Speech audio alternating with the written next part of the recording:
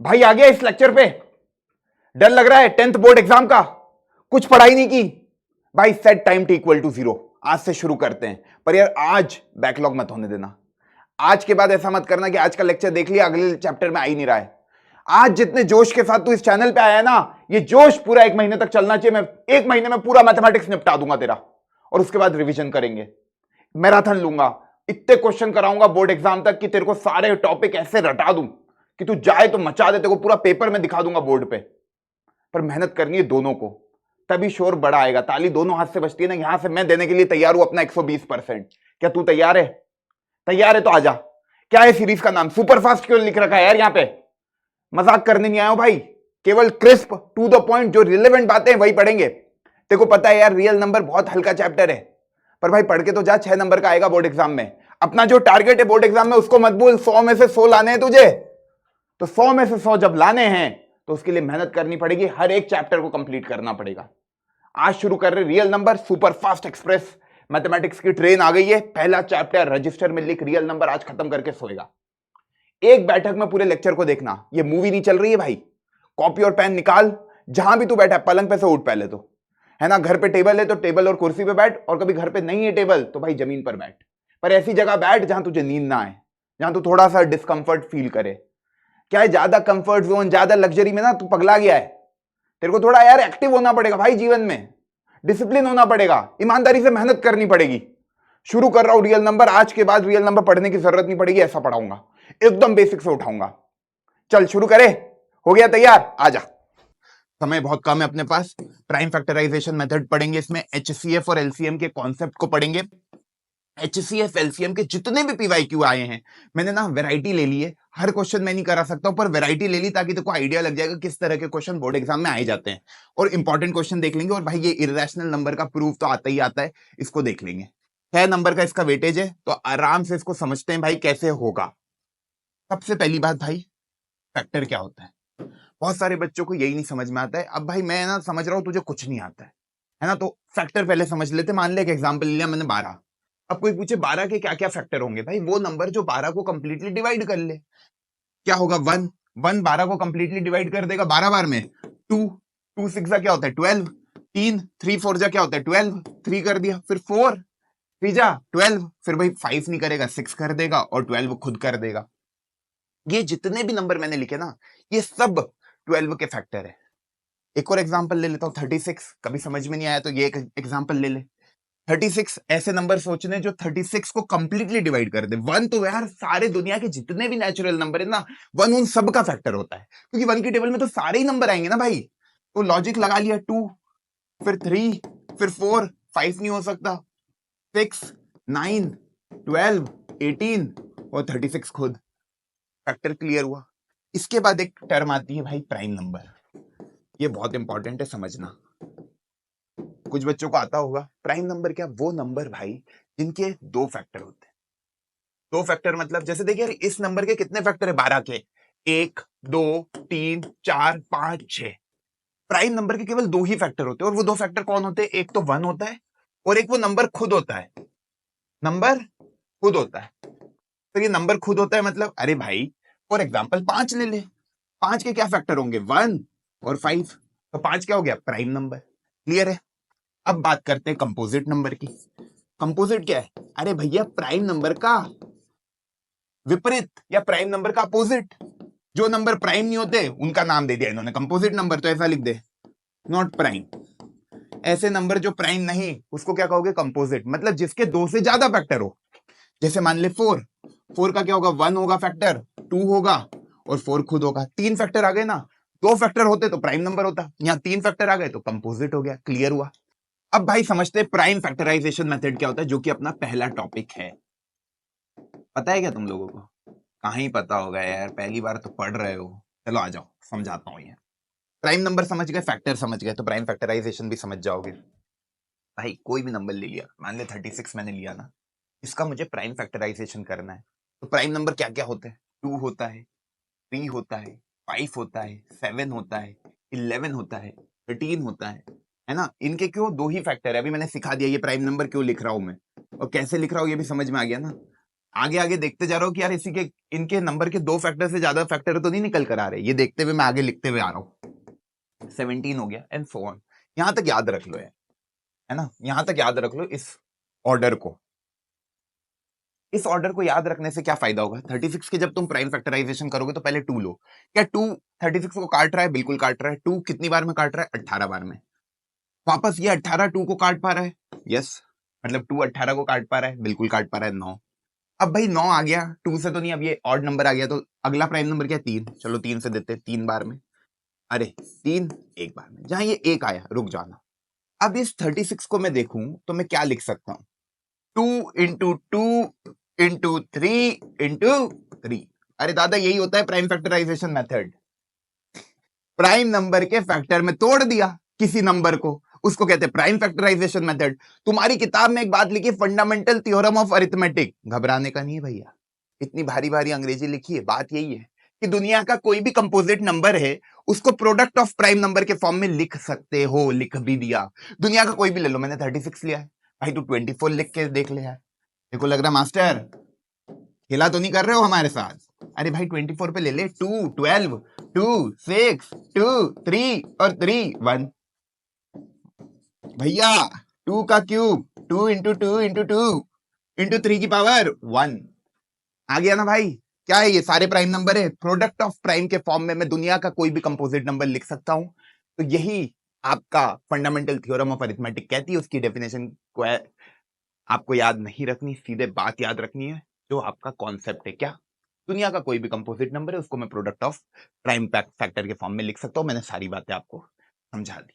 अब इसको यार ऐसा भी तो लिख सकता हूं, 2 का स्क्वायर इंटू 3 का स्क्वायर, कोई दिक्कत नहीं। ये जो ऊपर 2 है ना, ये क्या कहलाता है भैया? पावर कहलाता है। ये क्या कहलाता है? पावर। इसको एक और कहते हैं एक्सपोनेंट। क्या कहते हैं इसको? एक्सपोनेंट। ये नोट कर लेना। बड़े आगे यहां तक कोई डाउट नहीं? Prime factorization clear? अब आ जाओ इस सवाल पे। सवाल क्या है जो बोर्ड पूछता है, बोर्ड घुमाता है तुम्हें। बोर्ड घुमाएगा, घूमने का नहीं है भाई। 4 की power n, consider the number where n क्या है भैया? नेचुरल नंबर है। नेचुरल नंबर पता है 1 2 3 4 5 6 and so on. Check whether there is any value of n for which this number 4 की पावर n के आखिरी नंबर पे 0 आ जाए। मतलब देखो 4 की पावर n का कुछ भी जैसे आया, मान लो 4 2 3, मतलब 4 2 8 1 2, आखिरी में ये जो आखिरी नंबर है ना, यूनिट प्लेस, यहां पे वो कह रहा है यार ऐसा बताओ ये 0 आ सकता है क्या? कभी किसी n के लिए ये 0 आ सकता है क्या? देखो यार भाई, किसी के भी आखिरी में 0 आना है तो आपको पता है सबसे छोटा नंबर जिसके आखिरी में 0 आता है, नेचुरल नंबर में बात करूं तो वो होता है 10। उसके बाद 20 30 ये जितने भी नंबर है, तो अपने को सबसे छोटा अपन देखे 10, तो इसके प्राइम फैक्टर क्या होते हैं? 2 और 5। मतलब किसी भी नंबर के एंड में 0 आने के लिए 2 और 5 का होना जरूरी है। 2 और 5 नहीं हुए तो 0 से एंड ही नहीं होगा, क्योंकि 2 इंटू 5 क्या होता है? 10। और ये 10 जब आएगा तभी आखिरी में 0 आएगा, क्योंकि तभी ये 0 आखिरी में आएगा। क्लियर है? तो यार 4 की पावर n में अपन देखे तो यार ये 2 इंटू 2 की पावर n है। 2 तो अवेलेबल है भाई साहब, 2 अवेलेबल है, 5 अवेलेबल नहीं है। 5 अवेलेबल नहीं है तो ये कभी 10 बनेगा ही नहीं। जैसे देख लेना, 4 की पावर 1 4 होता है, 4 का स्क्वायर 16 होता है, 4 का क्यूब 64 होता है। कभी एंड ही नहीं होगा 0 से, ये 4 6 में ही चलता रहेगा। बात समझ में आई? क्योंकि 0 से एंड होने के लिए उस नंबर पे 2 और 5 दोनों प्राइम फैक्टर का होना जरूरी है।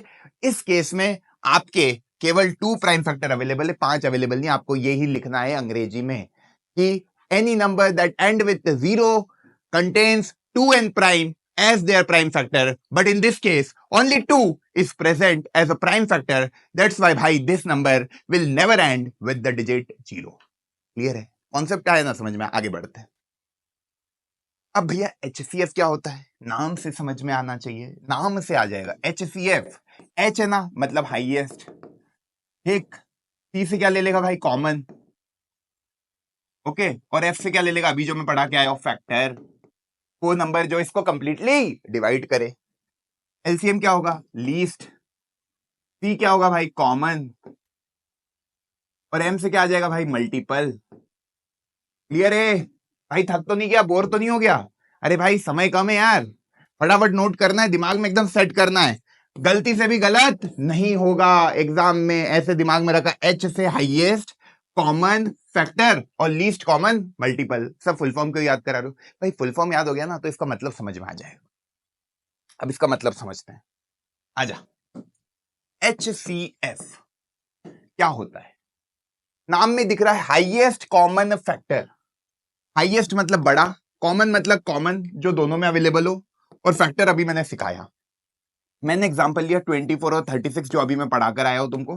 24 के अपन ने प्राइम फैक्टराइजेशन किया था, क्या आया था 2 इंटू 2 है ना, 2 2 जा 4 इंटू भाई 24 के प्राइम फैक्टराइजेशन यहां मैंने करके बताया तुमको 2 12 2 6 2 3 3 1। जो भूल गए क्या किया भाई, 3 बार 2 लिखा और 1 बार 3 लिख दिया। और 36 का क्या किया था 2 इंटू 2 ठीक 3 इंटू 3। अब तुम्हें क्या करना है, हाईएस्ट कॉमन फैक्टर। इन दोनों में कॉमन फैक्टर कौन कौन से है? ये कॉमन है, क्लियर है, ये कॉमन है, क्लियर है, और भाई ये कॉमन है ना। तो कितने कॉमन आए, 1 2 3, 2 इंटू 2 इंटू 3, ये क्या आ गए, हाईएस्ट कॉमन फैक्टर इसका। 4 3 जा 12, 12 आंसर आ गया। 12 एक ऐसा नंबर है जो सबसे बड़ा फैक्टर है इन दोनों का कॉमन। हाईएस्ट कॉमन फैक्टर निकालना था ना तो कॉमन कर लिया। अब सर ये ऐसे गोले वोले नहीं बनाने, तुमको दिमाग में पता है क्या रखना है, जितने भी फैक्टर लिखे हैं इसको वही पावर के फॉर्म में लिखो। ये क्या आ रहा है, 2 का क्यूब इंटू 3 की पावर 1। क्लियर, ऐसा लिख दिया मैंने। 2 3 बार है तो 2 की पावर 3 कर दिया, और 3 एक बार है तो ये कर दिया। इधर क्या करना है भाई, 2 का स्क्वायर इंटू 3 की पावर 2। अब तुमको ये देखना है जो भी कॉमन फैक्टर है ना, यहाँ पे इस पूरे में 2 और 3 कॉमन फैक्टर है। पावर क्या होगी, नाम है हाईएस्ट, याद रखने का तरीका बता रहा हूं, नाम क्या है इसका, हाईएस्ट, तो पावर ले लेना एकदम लोएस्ट। पावर एकदम ले लेना लोएस्ट या लीस्ट बोल ले। पावर क्या ले लेगा, एकदम कम। तो 2 की इन दोनों में सबसे कम पावर क्या है, 2 का स्क्वायर, और 3 की इन दोनों में सबसे कम पावर क्या है, 3 की पावर 1। देख आंसर आ गया, 4 3 जा 12। निकालने का तरीका समझ में आया, पक्के से आगे बढ़ू। अब एलसीएम समझ। एलसीएम में क्या है, नाम में लीस्ट है, लीस्ट कॉमन मल्टीपल, मतलब समझ ले पहले, है ना। 24 और 36 वही मैं एग्जांपल लूंगा, है ना। 2 इंटू 2 इंटू 2 इंटू 3 ठीक, और इधर आएगा 2 इंटू 2 इंटू 3 इंटू 3। अब इसका एलसीएम निकालना है। मतलब यार सिंपल सी बात है, मल्टीपल है, मल्टीपल है इसके, एम का मतलब है मल्टीपल। मतलब 24 की टेबल लिख दे एक बार। 24 का अगला क्या होगा 48, 48 का अगला क्या होगा 72, 72 का अगला क्या होगा 96, इधर देखेगा 36, 72। लीस्ट कॉमन मल्टीपल, इनकी मल्टीपल मतलब इनकी टेबल, और सबसे छोटा मल्टीपल कॉमन क्या आया भैया, समझ में आ गया, 72 इसमें भी है, 72 इसमें भी है, तो 72 आंसर हो गया। और भाई ऐसा थोड़ी करेगा, दोनों की टेबल लिखेगा और फिर देखेगा सबसे कॉमन मल्टीपल कौन सा है। मल्टीपल समझ में आया ना, उनकी टेबल लिखनी आगे। भाई 10 के मल्टीपल क्या होते हैं, 10 20 30 40 50 60। बात क्लियर है, इसलिए वो जो वर्ड है ना उसको पकड़, कभी गलत नहीं करेगा। तो एलसीएम करना है 72, कॉमन निकल गया मल्टीपल। अब ऐसे नहीं करेगा, क्योंकि ऐसे तो फिर सबकी टेबल याद रखनी पड़ेगी। अब यहां आ गया भैया 185, तो क्या 185 की टेबल लिखने लगेगा, और इधर मान ले 375, तो इन दोनों की क्या टेबल लिखने लगेगा, पागल हो जाएगा। तो भाई उसका तरीका क्या है, अभी जो मैंने सिखाया वही लॉजिक लगाना है। इसको क्या लिख, पावर के फॉर्म में लिख। पावर के फॉर्म में लिखा तो ये कितना है, 2 की पावर भैया 3 आ गई, है ना, और 3 की पावर कितनी आ गई भैया 1 आ गई। इधर देखा 2 का स्क्वायर आ गया भैया और 3 का स्क्वायर आ गया। एचसीएफ में नाम में हाईएस्ट था तो पावर क्या ली अपन ने, लोएस्ट। यहां पे नाम में क्या है, लीस्ट, तो पावर क्या लेंगे, हाईएस्ट। उल्टा चलता है मामला, है ना, ये दिमाग में रखना। ये मैं डब्बा बना लेता हूं, नाम में क्या था, लीस्ट, तो पावर क्या लेंगे, हाईएस्ट। अब भैया कॉमन फैक्टर देख जरा, तेरे सामने दिखाऊंगा। 2 की पावर 3 कॉमन फैक्टर दिख रहा है, 2 और 3 कॉमन फैक्टर है, हाईएस्ट पावर क्या है 3। इधर क्या आएगा 3 का स्क्वायर, ये हो गया 9 और ये क्या हो गया 8। आ गया आंसर 72। आ गई बात समझ में, बड़े आगे। अब कर ले यार क्वेश्चन, सीबीएसई ने जो पूछे हैं। HCF LCM समझा दिया मैंने तुझे। The ratio of HCF and LCM of the least composite number and least prime number. भैया लीस्ट कंपोजिट नंबर क्या होता है, सबसे छोटा कंपोजिट नंबर 4 है, क्योंकि देख 2 और 3 क्या हो गए प्राइम। 1 क्या होता है, प्राइम भी नहीं होता है, कंपोजिट भी नहीं होता है, क्योंकि 1 का फैक्टर केवल 1 होता है। मैंने प्राइम नंबर में बोले थे 2 फैक्टर होते हैं और 2 से ज्यादा फैक्टर वालों को कंपोजिट कहते हैं। तो 4 आ जाएगा सबसे छोटा कंपोजिट, लीस्ट प्राइम क्या हो गया 2। इनका क्या निकालना है HCF, 4 और 2 का HCF मेरे को बता, और 4 और 2 का LCM मेरे को बता। इन दोनों का हाईएस्ट कॉमन फैक्टर क्या है 2, 2 की टेबल में 2 भी आता है, 2 की टेबल में 4 भी आता है। इन दोनों का लीस्ट कॉमन मल्टीपल क्या है, 2 की टेबल में 4 आता है और 4 की टेबल में 4 आता है, तो 4 हो गया, ये 1/2 हो गया, आंसर आ गया 1:2। सर आपने तो वो लॉजिक लगाया, आपने तो हमको पावर वाला सिखाया। अरे वो कर ले मेरे भाई, घबराता क्यों है तू, 4 है नंबर और एक 2 है, तो 2 2 2 1, 4 को लिख सकता है 2 स्क्वायर और 2 को लिख सकता है 2 की पावर 1। HCF में लेनी लिस्ट पावर तो 2 आ गया HCF, LCM में लेनी हाईएस्ट पावर तो 2 स्क्वायर हो गया LCM। उससे करके देख ले, आंसर वही आना है। अब टोटल नंबर ऑफ फैक्टर बता किसी भी प्राइम नंबर के, अभी सिखाया 2 होते। Total number of factors of a prime number के फैक्टर जैसे 23 है, क्या होंगे, एक 1 खुद और एक 23 खुद, तो 2 आ जाएगा आंसर। क्लियर है, अभी सिखा दिए ना यार ये सब बातें, तो नोट कर रखी है। अब बताइए क्यों कंपोजिट नंबर है। कंपोजिट नंबर का डेफिनेशन याद रखो, 2 से ज्यादा फैक्टर मतलब वो नंबर कंपोजिट। तो जब भी कंपोजिट दिखे तो आपको क्या करना है, ग्रेटर देन 2 फैक्टर प्रूव कर दो, बस ये दिमाग में आ जाना चाहिए, है ना। तो अब नंबर क्या है भैया, देख एनसीईआरटी का क्वेश्चन है ये एनसीईआरटी बुक का क्वेश्चन है, तुम्हारी जो प्यारी सी किताब है ना जिससे पेपर बनता है उसी बुक का क्वेश्चन है ये। 13 कॉमन ले ले भाई, कितना आ रहा है ये, 7 इंटू 11 प्लस 1, आई बात समझ में, कितना हो गया ये 13 इंटू 77 प्लस 1। अरे भैया 13 मैंने इसमें से पूरे में से कॉमन निकाला, कॉमन निकालना तो आता है ना मेरे लाल, कि नहीं आता है, ये मत बोलना नहीं आता है, नहीं आता है तो बता देता हूं, ले सुन, 13 इधर भी है 13 इधर भी है, 13 को मैंने एक ब्रैकेट के बाहर निकाला तो बचा क्या 7 और 11, और उधर जब 13 बाहर निकलेगा तो 13 इंटू 1 था, क्योंकि 1 तो हर में होता है तो 1 बच गया। इस तरीके से किया है। तो 13 इंटू 78, अब 13 8 जा कितना होता है 104, 10 कैरी, 13 7 सा 91, और ये क्या हो गया भैया 101, ये 1014 आ गया। अब भाई 1014 के फैक्टर देख, 13 इंटू 78 से बना तो 13 भी इसका फैक्टर है, 78 भी इसका फैक्टर है, 1 तो होता ही है हर एक नंबर का, और 1014 भी है, तो फैक्टर कितना हुआ 1 2 3 4, 78 के और तू करेगा प्राइम फैक्टर तो तेरे और निकल के आ जाएंगे, 2 भी आ जाएगा क्योंकि इवन नंबर है। तो इसके तो बहुत सारे फैक्टर है यार, 2 नहीं 2 से तो बहुत ज्यादा है, 1 2 3 4 5, 5 तो मेरे को यहीं दिख गए, तो भाई ये क्या है कंपोजिट नंबर। ये वाला खुद से कर लेना यार, है ना, वही 5 को कॉमन निकालना, कर लेना आराम से हो जाएगा। If two positive integer a and b are written as a is equal to x square y square and b is equal to xy cube, ये सीबीएसई 2019 का क्वेश्चन है, कर लोगे अब खुद से। एलसीएम निकालना है भाई, एलसीएम में लीस्ट है तो पावर कैसी लेगा, हाईएस्ट। एलसीएम निकालना है ए और बी का, जरा ए और बी को लिख दो। ए क्या है X square Y square, B क्या है मेरे भाई एक्स वाई क्यूब, है ना। ध्यान से देख क्या बोला था, एलसीएम लीस्ट, पावर ले ले हाईएस्ट, कॉमन क्या है भैया एक्स और वाई। एलसीएम में सारे फैक्टर लेते, कॉमन कॉमन देखने की जरूरत नहीं है ना, जहां नहीं भी होगा, मान ले यहाँ वाई नहीं होता तो भी वाई लिखना होता। मान ले यहाँ पे देख, मैं इसी को क्वेश्चन बनाता हूँ, जेड भी ये वाला करते, इसके बाद मैं एक एग्जांपल और दूंगा, ये वाला कर ले। क्या करेगा, पावर हाईएस्ट 2 आ गया, इधर वाई की हाईएस्ट पावर क्या है 3, ये आ गया एलसीएम।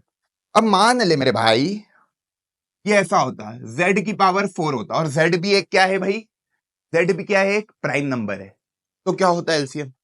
गुरुदेव यहाँ जेड है नहीं, जेड नहीं है मेरे भाई, तो जेड बना ले, जेड की पावर 0, है ना। और कोई तुझसे एचसीएफ पूछता इस क्वेश्चन का तो क्या बताता, एक्स वाई जेड है सर, इन सब की लीस्ट पावर ले लू, एक्स की लीस्ट पावर 1, वाई की लीस्ट पावर 2, जेड की लीस्ट पावर 0। क्लियर है, जहां वो नंबर ना हो उसकी पावर कर दे 0। एलसीएम की बात करें तो गुरुदेव एक्स की पावर 2, वाई की पावर 3 और जेड की पावर 4। क्लियर है, गलती मत करना इन क्वेश्चनों में, ये आएंगे एक नंबर में आएंगे, ये क्वेश्चन गलत मत करके आना। Find the least number that is divisible by all the numbers from 1 to 10। ये क्या कहना चाह रहा है, इस स्टेटमेंट को पढ़ के तू ये बता सकता है ये पूछ क्या रहा है। लीस्ट नंबर बताना है जो इन सब से डिवाइड हो जाए, मतलब ऐसा सबसे छोटा नंबर बताओ जो 1 से लेकर 10 तक जितने भी नंबर है ना उनकी टेबल में आए। मतलब तुझे पता है क्या करना है, तुझे सिंपल भाषा में कह रहा है एलसीएम निकालना है। कितने बच्चों को क्लिक हो गया था मेरे बिना लिखे ये बात?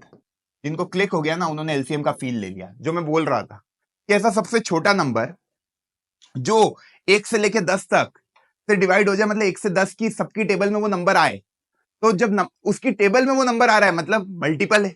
एलसीएम निकाल लो इनका, एलसीएम निकाल लो 1 से लेके 10 तक का। कैसे निकालोगे? तरीका, तरीका 1 का तो भाई 1 ही लिख दो, 2 की बात करेंगे 2 लिख दो, 3 की बात करेंगे 3 लिख दो, 4 की बात करेंगे गुरुदेव तो 2 का स्क्वायर लिख दो, 5 की बात करेंगे गुरुदेव 5 की पावर 1 लिख दो, 6 2 इंटू 3 लिख दो, 7 7 ही लिख दो, 8 2 का क्यूब लिख दो, 9 3 का स्क्वायर लिख दो, और मेरे भाई 10 2 इंटू 5 लिख दो। 2 की भैया 2 की हाईएस्ट पावर कितनी है? हाईएस्ट पावर देखना 2 की पावर 3, 3 की हाईएस्ट पावर, 3 की पावर यहाँ 1 है 1 है 1 है, 3 का स्क्वायर है, इससे बड़ा कोई नहीं है, 3 का स्क्वायर हो गया। सारे लेने फैक्टर। उसके बाद भैया 5 है, 5 की हाईएस्ट पावर 5 की पावर 1 ही है दोनों जगह, तो 5 की पावर 1 ही ले लो। Okay sir. 6 की मेरी बात बताना यार, 6 मतलब 6 नहीं, 5 के बाद 7 प्राइम नंबर आएगा ना, तो 7 को 7 ही लिख दोगे। ओके, उसके अलावा कोई प्राइम नंबर दिख रहा है क्या? नहीं। क्या गया? अब करना है इसको जरा यार मेरे भाई। क्या रहा है? 8 9 5 7, तो 8 5 जा 40 और 9 7 जा 63। मैंने पहले इन दोनों को मल्टीप्लाई कर दिया ताकि 40 निकल के आ जाए, और इन दोनों को मल्टीप्लाई कर दिया 63। 4 3 जा 12, 1 कैरी, 4 6 जा 24 और 1 25 0। क्या आंसर हो गया? ये सबसे छोटा नंबर है जो 1 से लेके 10 तक सबकी टेबल में आता है। कोई भी नंबर उठा ले इसको कंप्लीटली डिवाइड करेगा इनमें से। यही तुझे निकालना था। बात समझ में आई? फील आया? आगे बढ़ते हैं। अब कैसा भी क्वेश्चन आ जाए कर लेगा। अब भाई वर्ड प्रॉब्लम पे आ जाते हैं। सिंपल बातें बहुत हो गई, जो मेन है वो वर्ड प्रॉब्लम है। गुरुदेव समझ में नहीं आता है। भैया ये बताओ वर्ड प्रॉब्लम को सॉल्व कैसे करना? तो भाई मैंने तो पता है कैसे याद रखा था कि कोई भी वर्ड प्रॉब्लम आए, तभी जो गिवन डेटा है उससे तुम्हारा बड़ा आंसर निकल कर आ रहा है। लॉजिकली सोचेंगे वर्ड प्रॉब्लम को पढ़ने के बाद, गिवन डेटा से बड़ा आंसर निकल के आया है, तो ऑब्वियस सी बात है बड़ा तो एलसीएम ही होता है। नाम में लीस्ट है पर निकलते उसके सब नंबर बड़े ही हैं गिवन डेटा से। और भाई जब गिवन डेटा से आंसर छोटा आ रहा है, एकदम छोटा, जो गिवन डेटा है मान ले 36 और 24, और तेरा आंसर इन दोनों से छोटा नंबर आ रहा है, तो ऑब्वियस सी बात है एचसीएफ निकालना है 12, है ना। इन दोनों का एचसीएफ 12 है पर एलसीएम 72 उनसे बड़ा है, तो जब आंसर छोटा निकले तो एचसीएफ निकाल लेना गिवन डेटा से, गिवन डेटा से बड़ा निकले तो एलसीएम निकाल लेना। नोट कर ले, क्लियर है? अब आ जाए क्वेश्चन करते, धमाधम निपटेंगे। There is a circular path, sports field है, ध्यान से देख, बहुत प्यारा क्वेश्चन है ना, पूछा गया क्वेश्चन है बोर्ड एग्जाम में, एनसीईआरटी एक्सरसाइज का है ना। एक सर्कुलर स्पोर्ट्स फील्ड है, सोनिया को 18 मिनट लगते हैं। जो इंपॉर्टेंट बात है उसको अंडरलाइन कर ले ताकि तू एग्जाम में गलत ना करे। रवि को 12 मिनट लगते हैं उसको एक पूरा चक्कर लगाने में। रवि भाई को 12 मिनट में इसका पूरा चक्कर लगा लेते हैं। सोनिया 18 मिनट में इसका पूरा चक्कर लगा लेती है। ये पिंक कलर का जो मैंने सर्कल बनाया उसका, क्लियर है? अब ये कह रहे हैं suppose they both start at the same point and at the same time. दोनों ने सेम पॉइंट से शुरू किया, सेम टाइम पे शुरू किया, और सेम डायरेक्शन में ये दोनों जा रहे हैं। तो आपको ये बताना कितने देर बाद इन दोनों की मुलाकात हो जाएगी।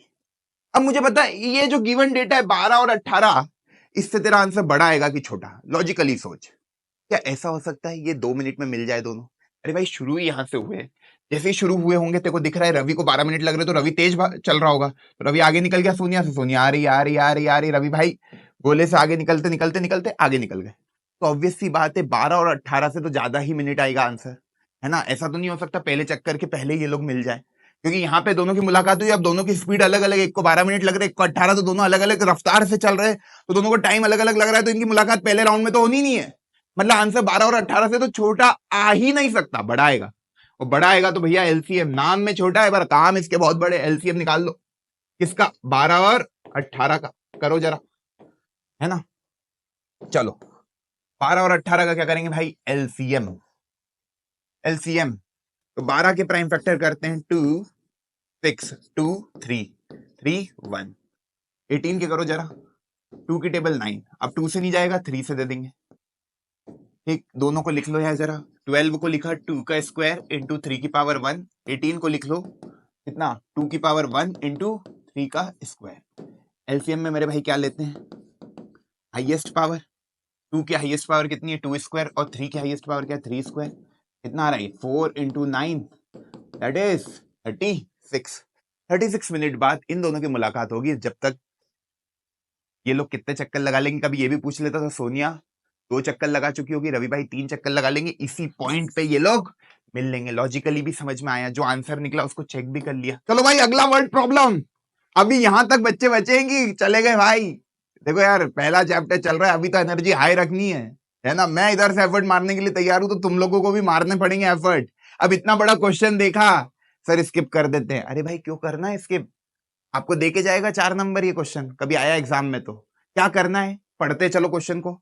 एक national art convention got registration from the student from all part of the country. पूरे देश भर से रजिस्ट्रेशन आए इनके पास, जिसमें से 60 बच्चे इंटरेस्टेड है म्यूजिक में। तो अब मेरे को वर्ड प्रॉब्लम बार बार ना पढ़नी पड़े, तो मैं क्या करता हूं, मेरी ये ट्रिक है, तुम लोग भी एग्जाम में अपनाना, कि भैया जो गिवन है ना उनको लिखते चलो, कितने बच्चे म्यूजिक वाले। ठीक, अच्छा 84 डांस वाले हैं। ठीक है गुरुदेव, कोई दिक्कत नहीं है। थोड़ा पतला कर लेते हैं मार्कर, ताकि सब चीजें इधर ही लिख दूं इसी पेज पे, है ना। तुम लोग ऐसा मत करना कि बॉल पेन पतला वाला लेके चल जाता हो, तुम्हारे पास पेजेस की कमी नहीं है, मेरे को तो तुमको समझाना है, इसीलिए मैं चाहता हूँ इसी पेज पे सब हो जाए। 108 स्टूडेंट हैंडीक्राफ्ट है। चलो हैंडीक्राफ्ट वाले 108 बच्चे। ठीक है गुरुदेव। भैया ये तीनों बातें लिख ली, अब क्या बोल रहा है, फॉर ऑप्टिमम कल्चरल एक्सचेंज। ये क्या अंग्रेजी लिख गया, अरे मान ले एनुअल फंक्शन टाइप की कोई चीज है, जहां पे ऑर्गेनाइजर क्या कर रहा है कि भैया इनको मिनिमम नंबर ऑफ ग्रुप में आपको रखना है, कीप देम मतलब रखना है, इन बच्चों को अरेंज करना है, मान ले ऐसे, such that each group consist of student interested in the sem art form. ये बहुत इंपॉर्टेंट बात लिखी है। जैसे तूने ग्रुप बनाया तो उसमें सारे म्यूजिक के बच्चे होंगे, एक ग्रुप में सारे डांस के बच्चे होंगे, एक ग्रुप में सारे हैंडीक्राफ्ट के बच्चे होंगे। तो ऐसा ग्रुप मत बना देना जहां पे म्यूजिक के बच्चे भी डाल दिए, डांस के बच्चे भी डाल दिए, हैंडीक्राफ्ट के बच्चे भी डाल दिए। उन्होंने लिखा है सेम आर्ट फॉर्म के बच्चे होने चाहिए, और मिनिमम नंबर ऑफ ग्रुप में देखो इन बच्चों को बांटना है। Find the number of an number of student in each group is the same. ये भी बहुत इंपॉर्टेंट है कि भैया हर ग्रुप में नंबर ऑफ स्टूडेंट भी सेम रहेंगे। अब find the number of student in each group. पहली बात तुमको ये बताना है हर ग्रुप में कितने बच्चे होंगे। तो सबसे पहली बात बच्चों को बांटना है। जब कोई भी चीज बांटनी होती है मतलब भाग देनी होती है, डिवाइड करनी होती है। डिवाइड मतलब फैक्टर, फैक्टर मतलब एचसीएफ, क्योंकि एचसीएफ के नाम में ही फैक्टर है। तो सर इसमें तो छोटा ही आंसर आएगा, क्योंकि इनमें इन बच्चों को बांटना है। ऐसा नहीं होगा कि 200 का ग्रुप बना दिया, अरे 200 तो बच्चे ही नहीं है, आंसर इनसे बड़ा हो ही नहीं सकता, तो इनसे छोटा होगा। सीधे क्लियर हुआ। एचसीएफ निकाल लेते भैया इनका। चलो 60, 2 से देंगे 30, 2 से देंगे 15, 3 से देंगे 5, और 5 से देंगे 1। चला 84 का करना जरा मेरे भाई। 2 42 2 21, पता क्या आ रहा है, 3 7 7 1। आंसर आ गया क्या, आ गया होगा यार, तो हो गए हो तुम लोग एकदम रियल नंबर में। ये का ये क्वेश्चन आ सकता है एग्जाम में, अच्छे से कर लो इसको। यही आएगा क्या, अरे आ भी सकता है यार, कर लो अच्छे से। चलो बताओ क्या आना चाहिए। 60, 60 में देख 2 का स्क्वायर इंटू 3 की पावर 1 इंटू 5 की पावर 1। 84 में देखना जरा क्या आ रहा है, 2 का स्क्वायर, कोई दिक्कत नहीं है, 3 की पावर 1 और 7 की पावर 1। 108 को देख ले जरा, 2 का स्क्वायर और 3 का क्यूब। HCF याद है ना कि भूल गया, इतनी जल्दी भूल तो नहीं रहा है। HCF पावर कौन सी ली जाती है, लीस्ट। 2 की लीस्ट पावर क्या है, 2 का स्क्वायर। 3 की लीस्ट पावर क्या है, 3 की पावर 1। 5 की लीस्ट पावर क्या है, यहाँ 5 नहीं है, 5 की पावर 0 लगा दे, यहाँ 5 नहीं है, 5 की पावर 0 लगा दे, 5 की पावर 0। 7 की लीस्ट पावर क्या है, यहाँ 7 नहीं है, 7 की पावर 0 लगा दे, यहाँ 7 नहीं है, 7 की पावर 0 लगा दे। आ गया। 2 का स्क्वायर 4, 4 3 जा 12। 12 बच्चों का एक ग्रुप बनेगा। देख ले 12, 5 ग्रुप बन गए म्यूजिक के, सीधे 12 देता है 60 को, 5 बार में भाग, 12 7 और 9 ग्रुप। अगला क्वेश्चन क्या था, यही था ना, find the number of student in each group and find the number of group. Number of group तूने ओरल निकाल लिए भाई, फंबल हो रहा हूं मैं, तुम मत हो ना फंबल एग्जाम में। नंबर ऑफ ग्रुप निकाल लिए, फिर क्या है, हाउ मेनी रूम, क्या हो रहा है ये, how many room are required if each group will be allotted a room. Room बता दो कितने लगेंगे, जोड़ ले इनको, हर ग्रुप को एक रूम मिल रहा है तो 5 7 12 और 9 21 रूम, 21 रूम लगेंगे। ग्रुप कितने बन गए, 5 ग्रुप बन गए म्यूजिक के, 7 ग्रुप बन गए डांस के, और 9 ग्रुप बन गए हैंडी क्राफ्ट के। क्लियर हुआ? कैसे निकाला, अरे 12 स्टूडेंट एक ग्रुप में हैं तो म्यूजिक के 60 बच्चे हैं, तो कितने ग्रुप म्यूजिक के बनेंगे, 60 divided by 12, 84 divided by 12 dance के ग्रुप, और 108 divided by 12 total number of student divided by number of student in each group, that will be equal to number of groups. और जितने ग्रुप है हर group को एक room में allot करना है, तो टोटल ग्रुप को ऐड करके रूम निकल गए 21 रूम। अगले क्वेश्चन पे आते, फटाक से करो इसको। क्या है ये, length width height of a room are 8 metre 25 centimetre, 6 metre 75 centimetre, 4 metre 50 centimetre. आपको एक रूम के सारे डायमेंशन दे दिए, क्या क्या दिए, लेंथ दे दी, गिवन डेटा लिख लेते हैं, 8 मीटर 25 सेंटीमीटर, भैया इसको पूरा सेंटीमीटर में कन्वर्ट करना है तो 8 मीटर में 800 सेंटीमीटर होते हैं, और प्लस 25 कर देता हूं, ये कितना आ गया 825। दिख तो रहा है ये पिंक कलर अच्छे से, दिख ही रहा होगा। और अब मेरे को लग रहा है मेरी जरूरत नहीं है तुमको रियल नंबर में, तुम प्रो बन चुके हो, खुद से हो रहा होगा। 6 मीटर मतलब 600 सेंटीमीटर प्लस 75 कितना हो गया भैया, 675 सेंटीमीटर। लिख देना यहाँ पे, मैं यूनिट ए की क्वांटिटी में लेकर आना चाह रहा हूं, ये दो मेरे को अच्छे नहीं लगते, मीटर और सेंटीमीटर, पूरा सेंटीमीटर में कन्वर्ट कर रहा हूं। और हाइट क्या हो गई, 4 metre 50 centimetre, that is 400 plus 50 is equal to 450 centimetre. अब दिमाग लगाते हैं, ये बोल रहा है भैया ऐसी लॉन्गेस्ट रॉड बताओ that can measure the 3 dimension of the room exactly. ऐसी लंबी रॉड लेकर आना है जो लेंथ को मेजर कर ले, इसकी विड्थ को मेजर कर ले, इसकी हाइट को मेजर कर ले। मालिक मैं लेकर आ गया 2000 सेंटीमीटर की रॉड, जब नहीं समझ आता है तो ऐसे समझ ले, 2000 सेंटीमीटर लेंथ की लिया आया मैं रॉड, लेकर गया 825 के पास, इसने कहा भाई तुम बहुत बड़े हो, मुझे कैसे मेजर करोगे, मैं तुमसे छोटा हूं।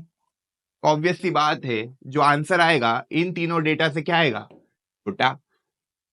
और जब आंसर छोटा आता है तो क्या निकालते हैं, HCF, क्योंकि HCF के नाम में आए बड़ा पर आंसर हमेशा निकालता है ये छोटा, तो भैया HCF निकलेगा। क्योंकि देख तू कभी 5 सेंटीमीटर की रॉड लेके जाएगा तो ये पूरा मेजर हो जाएगा, ये पूरा मेजर हो जाएगा, ये पूरा मेजर हो जाएगा, है ना, क्योंकि 5 इन तीनों को कंप्लीटली डिवाइड कर रहा है, तो आपका जो आंसर आएगा वो इन तीनों से छोटा आएगा।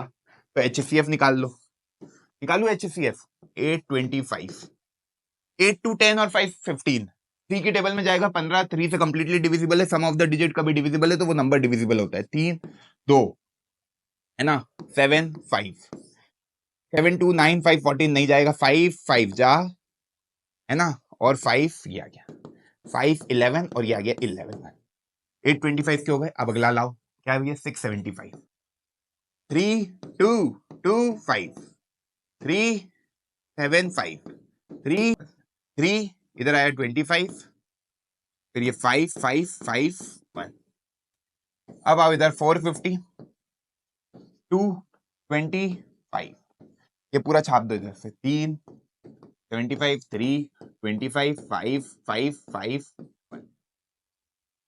अब क्या सिखाया, HCF निकालना। 825 को कैसे लिख सकते हो प्राइम फैक्टराइजेशन में, 3 की पावर 1, 5 का स्क्वायर इंटू 11 की पावर 1। अगला देखो 675 को कैसे लिख सकते हो, तुम्हारे सामने किया है मैंने, झुक जाता हूं मैं, 3 का क्यूब और भैया क्या है 5 का स्क्वायर। अगला बताओ 450, बताओ कितना आ रहा है, 2 की पावर 1, 3 का स्क्वायर और 5 का स्क्वायर। अब HCF निकालना है ना। 2 की सबसे लीस्ट पावर क्या है, यहाँ 2 अवेलेबल नहीं है, 2 की पावर 0 लगा देना, 2 की पावर 0 लगा देना, 2 की पावर 0 है। फिर अगला फैक्टर है 3, 3 की लीस्ट पावर क्या है, 3 की पावर 1 है। ओके अगला देखो 5 है भैया, 5 का स्क्वायर 5 का स्क्वायर 5 का स्क्वायर, स्क्वायर ही आ जाएगा, उससे कम कोई है ही नहीं। 11, यहाँ 11 की पावर 0 लगा दो, यहाँ 11 की पावर 0 लगा, 11 की पावर 0। देखना क्या आ रहा है, 325, 75 सेंटीमीटर का मेरे भाई स्केल लेकर आ जाना जो इन सबको मेजर कर देगा। क्लियर है, आगे समझ में? चलो इस तरह का क्वेश्चन ऐसे हो जाएगा। अब वर्ड प्रॉब्लम नहीं गलत करना है। आखिरी क्वेश्चन है, बहुत सिंपल, ये खुद से कर सकता है तू, कुछ नहीं है इसमें, ओरली भी कर सकता है। बताओ कैसे? 12 नून पे तीनों क्लॉक एक साथ बजी, हर एक क्लॉक के बजने का मतलब एक अलार्म क्लॉक 20 मिनट में बज रही है, एक अलार्म क्लॉक 25 मिनट में बज रही है, एक अलार्म क्लॉक 30 मिनट में बज रही है, एक 12 बजे ये तीनों एक साथ बजी। अब ये बता रहे अगले ऐसा कौन सा टाइम है जब ये तीनों एक साथ बजेगी। तो ऑब्वियस सी बात है, ऐसा तो नहीं हो सकता 5 मिनट बाद तीनों बज जाए। भाई इस क्लॉक को टाइम ही लग रहा है 20 मिनट बजने में, 5 मिनट में तो नहीं बजेगी। तो जो आंसर है वो इससे बड़ा आएगा, और जब आंसर बड़ा आता है तो एलसीएम गेम में आ जाता है। एलसीएम गेम में आ जाएगा मतलब 20, 25 और 30 का क्या करना है, एलसीएम, है ना? क्या होगा एलसीएम? करोगे सॉल्व तो आएगा 300 मिनट। 300 मिनट मतलब 5 घंटे। इस मिनट को आर में चेंज करोगे, 300 को डिवाइड करोगे 60 से, तो आएगा 5 घंटे। 12 बजे एक साथ बजी तो 5 घंटे बाद एक साथ बजेगी, मतलब सी ऑप्शन आ जाएगा। क्लियर है? बढ़े आगे, चलो वर्ड प्रॉब्लम का खेल खत्म। अब एक रिलेशन है जिसपे सीबीएसई कभी कभार क्वेश्चन पूछ लेता, दिमाग में रखना। 2 नंबर के केस में ये लग जाता है, ए और बी मान ले 2 नंबर है, तो 2 नंबर का एचसीएफ इंटू 2 नंबर का एलसीएम का प्रोडक्ट भैया बराबर होता है ए इंटू बी के। ये बात दिमाग में रख लेना, याद कि 2 नंबर है, 2 नंबर के केस में ही होता है। 2 नंबर का एचसीएफ, 2 नंबर का एलसीएम, दोनों का प्रोडक्ट करोगे वो नंबरों के प्रोडक्ट के बराबर आ जाता है। जो मैंने पहले एग्जांपल दिया था 24 और 36, करके देख लो, तुम्हारा वेरीफाई हो जाएगा रिजल्ट। 24 और 36, इनका एचसीएफ कितना था, 12, और एलसीएम कितना था, 72, दोनों बराबर होते हैं। यही मैं आपको बताने की कोशिश कर रहा हूं। क्लियर? अब देखो, HCF of 2 number is 5, LCM is 200, find the product of A and B. अब ये क्वेश्चन आ जाता है, नंबर दिए नहीं, बोल रहा है इन दोनों का क्या करना है, प्रोडक्ट। अभी सिखा दिया, A into B is equal to HCF of A B into LCM of A B. HCF of A B कितना है मेरे भाई, 5, LCM ऑफ ए बी कितना है, 200, कितना हो गया ये, 1000। क्या खत्म चैप्टर है। इर्रेशनल नंबर क्या होता है? इर्रेशनल नंबर भैया ऐसे जो कैप में दिखते हैं ना, √2, √3, √5, √7, रूट के अंदर प्राइम नंबर आपके इर्रेशनल नंबर हो गए। पाई जो देखा तुमने, पाई करा है ना क्वेश्चन, सर्कल में pi R square, surface area and volume में पाई आर स्क्वायर एच, वो भी एक इर्रेशनल नंबर होता है। अब कुछ बच्चे कहते हैं सर वो तो पाई की वैल्यू 22/7 होती है। अरे 22/7 अप्रोक्सीमेट वैल्यू है, अप्रोक्सीमेट वैल्यू है ये। ओके, रियल वैल्यू पाई की निकाली नहीं जा सकती, वो चलती जाती, कभी रिमाइंडर 0 आता ही नहीं है। तो ये 22/7 क्या है, रैशनल नंबर। अब बात पहले रैशनल नंबर की भी कर लेते, भूल गए होंगे तुम, 9th में वैसे पढ़ा है पर अभी मैं बता देता हूं। रैशनल नंबर क्या होते हैं, वो नंबर जो p/q के फॉर्म में लिखे जाए, पहली बात। और जहां पे p और q क्या होते भाई, को प्राइम इंटीजर। अब गुरुदेव ये कौन सी चीज आ गई, को प्राइम इंटीजर। अरे को प्राइम इंटीजर कुछ नहीं है, 2 नंबर जिनका कॉमन फैक्टर केवल 1 होता है, उसके अलावा कोई उनका कॉमन फैक्टर नहीं होता। जैसे 4 एंड 7, इन दोनों नंबरों का कॉमन फैक्टर क्या है, केवल 1, है ना। अब तुम कहोगे 4 तो प्राइम नहीं है, 7 प्राइम है, तो को प्राइम में जरूरी नहीं दोनों नंबर प्राइम होने चाहिए। एक कंपोजिट नंबर है, एक प्राइम है, पर ये दोनों मिलके क्या कहला रहे, को प्राइम, क्योंकि इन दोनों का कॉमन फैक्टर केवल 1 होता है, उसके अलावा कोई कॉमन फैक्टर नहीं है। अब ये मत बोलना कॉमन फैक्टर क्या होता है, अभी मैंने सब बता दिया है ना, दिमाग में सेट हो गया होगा। क्लियर? तो ये होता है को प्राइम इंटीजर। और ये भैया जो नीचे डिनोमिनेटर है ना, वो 0 नहीं हो सकता, क्योंकि मैथमेटिक्स को ये जो डिवाइड बाय 0 है, ये क्वांटिटी समझ ही नहीं आती, इसको वो बोलते हैं नॉट डिफाइंड। ठीक, तो रैशनल क्लियर हुआ। इर्रेशनल जो p/q के फॉर्म में नहीं लिखा जाए, जहां पे p और q को प्राइम इंटीजर ना हो, ऐसे नंबर जो मैंने ऊपर एग्जांपल दिए, ये इर्रेशनल के एग्जांपल हो गए, और ये रैशनल की डेफिनेशन हो गई। अब मैं सीधे आता हूं जो क्वेश्चन आएगा यार। क्या ये क्या बता रहे हो? एक थ्योरम है जो वो prove root two is an irrational number ना, उन क्वेश्चनों को सॉल्व करने के लिए थ्योरम काम आती है। ये क्या कह रहा है, कोई प्राइम नंबर है मान ले पी, है ना, और वो कह रहा है कभी पी डिवाइड करता है ए स्क्वायर को, तो पी डिवाइड करेगा ए को। पर ये क्या बता दिया, कुछ नहीं, एग्जांपल ले ले। जैसे 3 है, 3 कभी 36 को डिवाइड करेगा, तो 3 मेरे भाई 6 को भी डिवाइड करेगा। नहीं समझ में आया? अरे भैया पी की वैल्यू 3 है, ए की वैल्यू 6 है, कभी पी डिवाइड कर रहा है ए स्क्वायर को, तो पी डिवाइड करेगा ए को भी, दिख रहा है यहां पे। कभी 3 किसी नंबर के स्क्वायर को डिवाइड कर रहा है, 36 क्या है, 6 का स्क्वायर, तो उस नंबर को भी वो नंबर डिवाइड करेगा। थ्योरम नहीं है, लॉजिक है यार। कोई भी एग्जांपल ले लेते, समझ गया? और पी क्या होता है, प्राइम नंबर। ये इंपॉर्टेंट है, पी इसलिए मैं लिख रहा हूं इसको क्योंकि इसको प्राइम नंबर से तुम दिमाग में रख सकते हो। अब आओ क्वेश्चन पे, इसको प्रूव करके दिखा दो, क्वेश्चन आते ही आता है। ये नहीं आएगा तो इसके भाई बहन आ जाएंगे, वो भी मैं आगे बता रहा हूं कैसे, है ना। तो बताओ रूट टू एक इरेशनल नंबर है। इन क्वेश्चनों को करने के लिए यहाँ पे एक डब्बा लगा हुआ है, इसमें छुप गया हल्का सा, बड़े भैया का हैक है ये। इन क्वेश्चनों को करते हैं कॉन्ट्राडिक्शन मेथड से। पर ये क्या है, इतनी भारी भारी अंग्रेजी क्यों लिख रहे हो, मैथ्स की क्लास है। कोई दिक्कत नहीं, कॉन्ट्राडिक्शन मतलब जो तुझे प्रूव करना है, जो तुझे प्रूव करना है उसका उल्टा तू अज्यूम कर ले। देखो प्रूव क्या करना है, रूट टू इरेशनल है, अज्यूम कर ले रूट टू रैशनल है, क्योंकि इरेशनल का उल्टा क्या होता है, रैशनल। तो पहली स्टेप होती है let root two be a rational number. बहुत बढ़िया सर। तो रूट टू को क्या लिख सकता है, पी बाई क्यू के फॉर्म में, कोई दिक्कत नहीं है। अब यार ये जो मेरे को है ना, ये कैप, ये रूट वाली कैप मुझे बिल्कुल पसंद नहीं है, जहां ये दिखती है मेरा दिल दुखता है, ये दिमाग में रखना। तो इस रूट को गायब करने के लिए एक मैथमेटिक्स में बहुत अच्छी चीज बनी है, वो है स्क्वायरिंग। तो स्क्वायरिंग कर दे यार जरा दोनों साइड, इस कैप को हटाना है मुझे, है ना।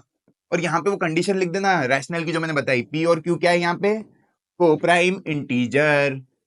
को प्राइम क्या होते हैं, जिनका 1 के अलावा कोई कॉमन फैक्टर नहीं होता है। जैसे 22/7, 22 और 7 क्या है, दोनों को प्राइम है, इसके बाद ये कैंसल नहीं होंगे, इसके बाद ये कैंसल नहीं होंगे, बहुत सिंप्लीफाइड फॉर्म में लिखा हुआ है वो, ठीक। तो यार स्क्वायरिंग करी दोनों तरफ, तो ये क्या आ गया, रूट टू का स्क्वायर, और ये आ गया पी बाई क्यू का स्क्वायर। रूट टू का स्क्वायर हो गया 2, ये हो गया P square by Q square. इसको पहुंचा इधर, तो पी स्क्वायर की वैल्यू देख क्या आ रही है, 2q²। ये डब्बा में डाल दे, ये पहली चीज निकल कर आ गई। अब इसका मतलब क्या है, इधर 2 है, मतलब 2 क्या है, फैक्टर है पी स्क्वायर का। अरे मतलब इसको ऐसे देख सकता ना, P square by 2 Q square के बराबर है ना। मतलब 2 क्या कर रहा है, डिवाइड कर रहा है पी स्क्वायर को, ये समझ में आ रहा है ना। या ऐसा मैं बोलूं, 2 is the factor of P square, ऐसा बोल सकता हूं, क्योंकि 2 इधर है, इधर लिखा हुआ है ना। इधर जो भी लिखे हुए होते हैं मल्टीप्लाई में, अभी पढ़ के आए 2 इंटू क्यू, ये सब क्या है भाई, फैक्टर है इस पी स्क्वायर के। अभी तो पढ़ा इतना सारा, भूल गए क्या? अरे यार हाथ जोड़ रहा हूं, ऐसा मत बोलना, है ना। तो 2 क्या हो गया, फैक्टर हो गया पी स्क्वायर का। इसका मतलब क्या है यार, ये 2 जो है वो डिवाइड कर रहा है पी स्क्वायर को। गुरुदेव अभी एक थ्योरम पढ़ा है, 2 एक प्राइम नंबर है, एक प्राइम नंबर डिवाइड कर रहा है किसी के स्क्वायर को, तो उसको भी डिवाइड करेगा। अभी तो आपने बताया ही है, तो 2 डिवाइड करेगा पी को, और कभी 2 डिवाइड करेगा पी को। बहुत प्यारी बात बताने वाला, तो पी को आप लिख सकते हो 2 टाइम्स ऑफ कोई एनी अदर कांस्टेंट के, क्योंकि 2 क्या हो गया, फैक्टर हो गया पी का, ना कि पी स्क्वायर। अब देखो पी स्क्वायर का 2 फैक्टर है, तो 2 फैक्टर होगा पी का भी, तो पी बराबर 2 इंटू कोई भी कांस्टेंट लगा दिया मैंने आगे, 2 इंटू के। अब यहां स्क्वायरिंग मारते हैं, पी स्क्वायर बराबर क्या हो जाएगा, 4k²। क्लियर है, पी स्क्वायर बराबर क्या आ गया, 4k²। यहां क्या किया मैंने, अगली स्टेप में स्क्वायरिंग ऑन बोथ साइड, तो यहां स्क्वायरिंग करी, यहां स्क्वायरिंग करी, ये आ गया। पी स्क्वायर की वैल्यू क्या है, 2q²। 2q² बराबर आ गया 4k²। तो q² बराबर आ गया, ये 2 को उधर भेजोगे तो 2k²। दादा एक और रिलेशन आ गया, दादा एक और रिलेशन आ गया, q² बराबर 2k², मतलब 2 डिवाइड q²। सेम बातें लिखनी है वही, तो 2 डिवाइड q, जो अभी वहां पे हुआ सेम यहाँ हो गया, 2 डिवाइड क्यू 2 डिवाइड पी, 2 दोनों को डिवाइड कर रहा है। और मैंने क्या कहा था, पी और क्यू क्या है, कोप्राइम इंटीजर, इनका 1 के अलावा तो कोई कॉमन फैक्टर होना नहीं चाहिए, यहाँ तो 2 भी आ गया एक कॉमन फैक्टर, अभी दोनों को डिवाइड कर रहा है कंप्लीटली, तो वो उसका फैक्टर हो जाता है, पूरा अपन ने पढ़ रखा है। तो मेरे भाई 2 आपका कॉमन फैक्टर आ गया पी और क्यू का, इसका मतलब पी और क्यू कोप्राइम इंटीजर नहीं, और कोप्राइम इंटीजर नहीं है मतलब ये जो तुमने अजम्पशन किया कि ये रैशनल है, तुम्हारा अजम्पशन ही गलत हो गया। तो यहां लिखना आखिरी स्टेप, ऐसे लिख देना, एज वी कैन सी, अंग्रेजी में थोड़ा लिखते हैं ताकि एग्जामिनर को मजा आए। As we can see 2 is the common factor of both P and Q. Therefore, our assumption is wrong. Therefore, our assumption is wrong. हमने बोला था P और Q का कोई और कॉमन फैक्टर नहीं होगा, यहाँ 2 आ गया, तो मतलब P और Q आपके कोप्राइम इंटीजर नहीं रहे, आर नॉट कोप्राइम इंटीजर, और आप यहां पे ये भी लिख सकते हो, हैंस प्रूव्ड, इसने अपने स्टेटमेंट को कॉन्ट्राडिक्ट कर दिया, हैंस प्रूव्ड कि रूट 2 क्या है, एक इरैशनल नंबर है। क्लियर है, क्लियर है, क्लियर है, चलो क्लियर है ना भाई, बढ़े आगे। अब मैं कुछ बातें बता रहा हूं, नोट कर लेना। रैशनल को कभी रैशनल के साथ जोड़ोगे तो आंसर क्या आएगा, रैशनल को रैशनल के साथ घटाओगे तो आंसर क्या आएगा, रैशनल को रैशनल के साथ मल्टीप्लाई करोगे तो आंसर क्या आएगा, और रैशनल नंबर को रैशनल के साथ डिवाइड करोगे तो आंसर क्या आएगा। सेम मैं इधर बताता हूं, इररैशनल को इररैशनल के साथ जोड़ोगे तो क्या आएगा, इररैशनल को इररैशनल के साथ घटाओगे तो क्या आएगा, इररैशनल को इररैशनल के साथ मल्टीप्लाई करोगे तो क्या आएगा, और इररैशनल को डिवाइड करोगे इररैशनल के साथ तो क्या आएगा। कुछ नहीं, एग्जाम्पल ले लेके देखते जाओ। एक रैशनल नंबर लिया 2, एक रैशनल नंबर लिया 3, 2 + 3 5, एक रैशनल नंबर निकल के आया। और कोई केस बनेगा, कुछ भी ले लोगे तो रैशनल को रैशनल में जोड़ोगे तो रैशनल ही निकल कर आएगा, रैशनल को रैशनल से घटाओगे तो रैशनल ही निकल कर आएगा, रैशनल को रैशनल में मल्टीप्लाई करोगे तो रैशनल ही निकल कर आएगा, और रैशनल को डिवाइड करोगे रैशनल के साथ तो रैशनल ही निकल कर आएगा। नोट कर लेना इस बात को कि रैशनल का किसी भी तरह का कोई ऑपरेशन कर रहे हो, एडिशन, सब्ट्रैक्शन, मल्टीप्लिकेशन, डिवीजन, दोनों नंबर रैशनल है तो उनका जो रिजल्ट है वो रैशनल ही होना है। पर इररैशनल के केस में कभी मैंने √2 को कम कर दिया -√2 के साथ, -√2 भी एक इररैशनल नंबर है, √2 भी एक इररैशनल नंबर है, मेरा आंसर आ गया 0, which is a rational number. 0 क्या होता है, रैशनल नंबर होता है, क्योंकि 0 को आप लिख सकते हो 0/1 p/q के फॉर्म में, है ना। तो यार इररैशनल को जब जोड़ते हैं इररैशनल में तो रैशनल भी आ गया, और कभी मैं ऐसा करता √2 + √3, एक इररैशनल नंबर √3 ले लेता तो क्या आ रहा है, एक इररैशनल आ रहा है। तो यार इररैशनल को जोड़ने पे इररैशनल के साथ इररैशनल भी आ सकता है, रैशनल भी आ सकता है, मैं बोल नहीं सकता, डिपेंड करेगा नंबर्स कैसे हैं। इररैशनल को इररैशनल के साथ मैं जब घटाऊंगा, यही वाला एग्जांपल ले लो, √2 को -√2 करूंगा, जब दोनों इररैशनल नंबर सेम हो गए तो आउटपुट क्या आ जाएगा, 0, है ना।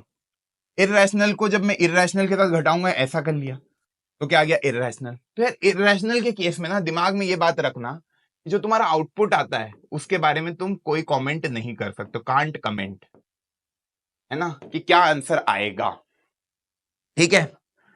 अब तुम कहोगे इररैशनल डिवाइडेड बाय इररैशनल, अरे भाई √2 डिवाइड बाय √3, ये इररैशनल निकल के आ गया, पर इधर ही मैं √2 डिवाइड बाय √2 कर दूं तो 1 रैशनल निकल के आ गया। तो आप कुछ भी आ सकता है, रैशनल भी आ सकता है, इररैशनल भी आ सकता है, डिपेंड करेगा। जैसे √2 का मल्टीप्लिकेशन √2 के साथ करूंगा तो क्या आ जाएगा मेरे भाई, 2, पर √2 का मैं मल्टीप्लिकेशन √3 के साथ करूंगा तो क्या आ जाएगा, √6, विच इज इररैशनल, और ये क्या है मेरे भाई, रैशनल। तो कुछ भी आ सकता है, इसलिए मैं कह रहा हूं कांट से। पर जो अपने काम का है वो ये वाले केसेस है कि रैशनल को जब मैं इररैशनल के साथ जोड़ूंगा, रैशनल को जब मैं इररैशनल के साथ घटाऊंगा, रैशनल को जब मैं इररैशनल के साथ मल्टीप्लाई करूंगा, ओके, और इररैशनल को जब मैं रैशनल से डिवाइड करूंगा तो क्या आंसर आएंगे। तो देखो मेरे भाई, ऊपर वाले दोनों केस में तो इररैशनल ही आंसर आएगा। एग्जांपल भी ले सकते हो, 2 + √3, 2 - √3, ये सब क्या है, इररैशनल। अब रैशनल को इररैशनल के साथ घटा रहे हैं, तो रैशनल नंबर मैंने ले लिया मेरे भाई जीरो, है ना, जीरो में इर्रेशनल नंबर जीरो आ गया। तो जीरो को छोड़ के बाकी जितने भी रैशनल नंबर है उनमें जब मल्टीप्लीकेशन होता है तो आंसर इर्रेशनल ही आता है, मतलब इर्रेशनल नंबर आएगा एक्सेप्ट जीरो, क्योंकि जीरो के केस में क्या आ जाएगा, रैशनल आंसर। और इधर भी इर्रेशनल को जब डिवाइड करोगे रैशनल के साथ तो भी इर्रेशनल ही आएगा, पर यहाँ पे जीरो नहीं हो सकता क्योंकि डिनोमिनेटर में कभी जीरो हो गया तो नॉट डिफाइंड हो जाए। क्लियर? तो बस ये नोट कर लेना, काम की बात है। एक रैशनल और इर्रेशनल की जब एडिशन सब्ट्रैक्शन करते तो इर्रेशनल ही आता है, रैशनल इंटू इर्रेशनल, जीरो नहीं है कभी रैशनल नंबर तो इर्रेशनल ही आएगा, और इर्रेशनल डिवाइडेड बाय रैशनल भी इर्रेशनल ही होता है। मतलब रैशनल और इर्रेशनल में हमेशा आउटपुट इर्रेशनल आता है, बस शर्त मेरी ये मल्टीप्लिकेशन और डिवीजन में कि रैशनल नंबर जीरो नहीं होगा, जीरो हो जाएगा तो उस केस में रैशनल बन जाएगा क्योंकि जीरो रैशनल नंबर होता है। ठीक है, चलिए चलो ये कर लोगे। इसमें क्या कहा है, √7 क्या है, एक इर्रेशनल नंबर। ये मैंने क्या बोला था, वो वाले क्वेश्चन का √2 एक इर्रेशनल नंबर के भाई बहन आएंगे, ये वही उनके भाई बहन है, वो कर लिया तो ये तो बहुत हल्का क्वेश्चन है। वही करना किससे, कॉन्ट्राडिक्शन मेथड। ऐसे क्वेश्चन जब भी आए मतलब इनका उल्टा अज्यूम कर लेना है कि 3 + √7/5 let be a rational number. Sir ऐसा क्यों अज्यूम कर रहे हो, अरे अभी तो सिखाया यार। 3 + √7/5 को p/q के फॉर्म में लिख सकते हैं, है ना। इस 5 को उधर पहुंचाओ, p + √7 = 5p/q और √7 = 5p/q - 3। यहां तक हो गया, खत्म क्वेश्चन। इन्होंने ऑलरेडी दे दिया √7 क्या है, एक इर्रेशनल नंबर। कभी ये स्टेटमेंट नहीं लिखी होती क्वेश्चन में तो तुमको √7 एक इर्रेशनल नंबर पहले प्रूव करना होता। प्रूव करने का तरीका जैसे मैंने √2 को प्रूव किया वैसे ही √2 की जगह √7 लिख देते, तरीका यही का यही पूरा छाप देते, है ना। तो यहां पे आपको दिख रहा है कि गुरुदेव ये जो नंबर निकल के आया √7 = 5p/q - 3, LHS को देखूं तो ये तो हो गया इर्रेशनल नंबर, क्वेश्चन में गिवन है। ये एक रैशनल नंबर है, ये एक रैशनल नंबर है। रैशनल को जब रैशनल से घटाते तो निकल के आता है रैशनल, अभी अपन ने पढ़ा। और इधर एक इर्रेशनल नंबर है, LHS इर्रेशनल, RHS रैशनल, ये कभी बराबर नहीं हो सकते। Hence our assumption is wrong. 3 + √7/5 is an irrational number. हो गया भाई, खत्म ये चैप्टर, खत्म खत्म खत्म। That's all from my side. मजा आया कि नहीं तुम लोगों को, मुझे बताना जरा। थैंक यू, यहां तक बने हुए थे, मतलब तुम अपनी 10th बोर्ड के जो सपना है 100/100 का, उसके लिए सीरियस हो यार। और लाइफ में ना इंसान को सक्सेसफुल कौन सी चीज बनाती है, मैं एक नॉर्मल बैकग्राउंड से आता हूं, मैं आज अपनी लाइफ में जो कुछ भी कर रहा हूं एकमात्र चीज आपको सक्सेसफुल बनाती है वो है आपकी ईमानदारी से करी गई मेहनत और आपका डिसिप्लिन रहना।